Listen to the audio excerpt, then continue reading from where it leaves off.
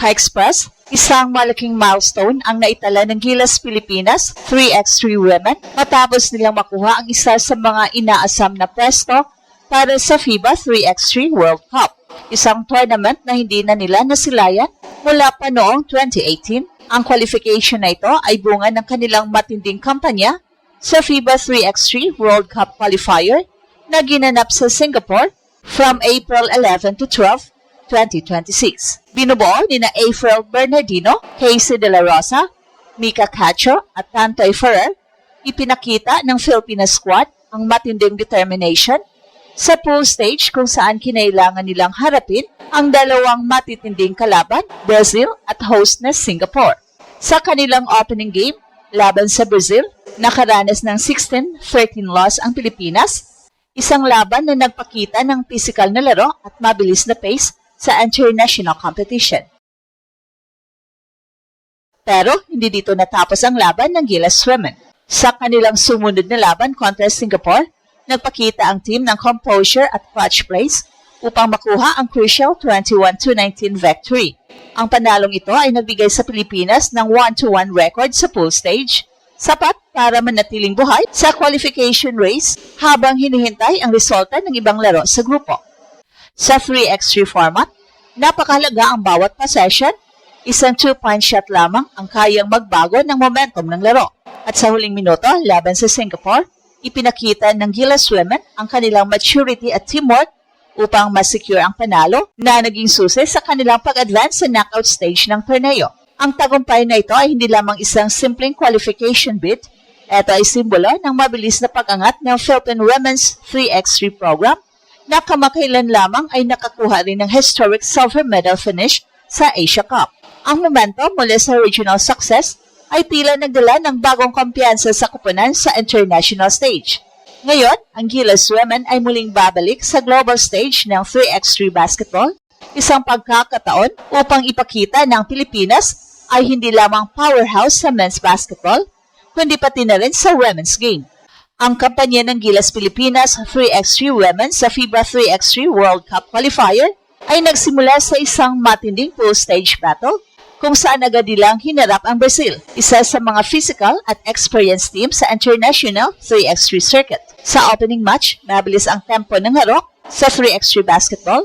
Ang shot clock ay 12 seconds lamang at ang laro ay nagtatagal ng hanggang 10 minutes o hanggang may umabot sa 21 points. At dahil dito, bawat possession ay napakahalaga. Ang Brazil ay agad nagpakita ng kanilang physical defense at outside shooting na nagbigay sa kanila ng early lead. Sa kabila nito, hindi basta nagpatinag ang Filipina squad. Si Casey De La Rosa ang isa sa mga nagpakita ng agresibong scoring, habang si April Bernardino naman ay nagbigay ng veteran leadership sa loob ng court. Pero sa huli, nakuha ng Brazil ang 16-13 win, isang close game na nagbigay ng mahalagang lesson sa Gilas squad tungkol sa pacing at decision-making sa high-level 3x3 competition. Sa ganitong format ng tournament, ang isang talo ay hindi pa katapusan, pero ang susunod na laro ay magiging do or die para sa Pilipinas. Kinakailangan nilang talunin ang host Singapore upang manatiling buhay sa qualification race. Ang laban na ito ay naging turning point ng kanilang campaign. Sa simula ng laban, nagpakita ng agresibong depensa ang Singapore na sinusuportahan ng kanilang home crowd. Pero mabilis na naka-adjust ang Gilas Women. Gumamit sila ng mas mabilis na ball movement at perimeter spacing upang makahanap ng open shots. Dito pumasok ang clutch performance ni De La Rosa at ng buong lineup. Sa 3x3 basketball, ang 2-point shot ay napakahalaga dahil doble ang value nito kumpara sa inside basket. Ginamit ng Gilas ang kanilang outside shooting upang manatiling dikit sa scoreboard. At habang papalapit ang huling minuto ng laro, halos tabla ang laban. Ang tensyon ay ramdam sa bawat possession, pero sa final stretch, nagpakita ang Pilipinas ng composure, isang mahalagang katangian sa high-pressure games. Ang huling buzzer ay nagmarka ng 21-19 victory para sa Pilipinas.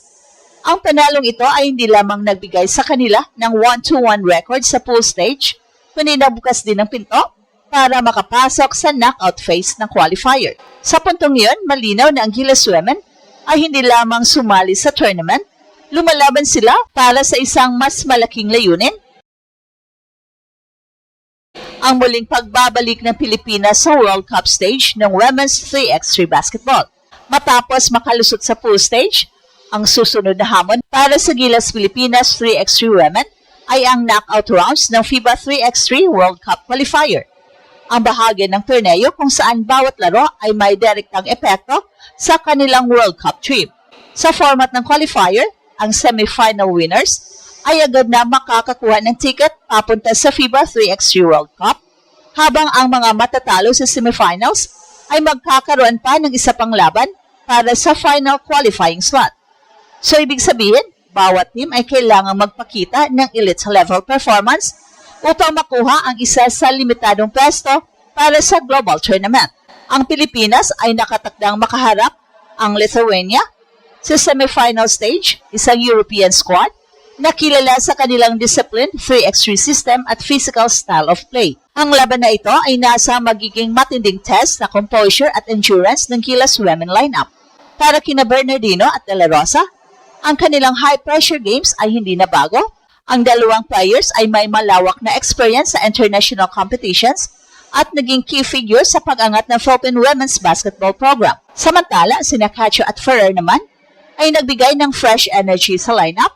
Ang kanilang quickness at perimeter defense ay mahalagang bahagi ng sistema ng Gilas sa fast-paced 3x3 format. Ang qualification push na ito ay dumating din sa tamang panahon para sa Philippine program. Ilang araw bago ang qualifier, nakamit ng Gilas Women ang kanilang historic silver medal finish sa FIBA 3x3 Asia Cup, ang kauna-unahang podium finish ng bansa sa naturang tournament. Ang momentum na ito ay tila nagbigay ng kumpiyansa sa team sa kanilang World Cup qualifying campaign. At sa mas malaking larawan, ang pag-qualify sa World Cup ay may malaking epekto sa long-term development ng Philippine Women's Basketball. Bukod sa exposure sa elite international competition, nagbibigay din ito ng ranking points at experience na mahalaga sa Olympic qualification pathways. Para sa Samahang Basketball ng Pilipinas, ang tagumpay ng Gilas Women sa 3x3 format ay patunay na ang bansa ay may potensyal na maging competitive sa global stage ng women's basketball. Pero higit sa lahat, ang kanilang qualification bid ay nagbibigay ng inspirasyon sa bawat henerasyon ng Filipina athletes na ang pangarap na makipagsabayan sa world stage ay hindi na lamang isang pangarap. Kung may isang bagay na malinaw sa kampanya ng Gilas Pilipinas 3x3 Women, ito ay ang mabilis na pag-angat sa Women's 3x3 Basketball Program ng Pilipinas sa international level. At ito ang Express Info kung saan bawat kwento kinulat ang mundo. Don't forget to like and subscribe.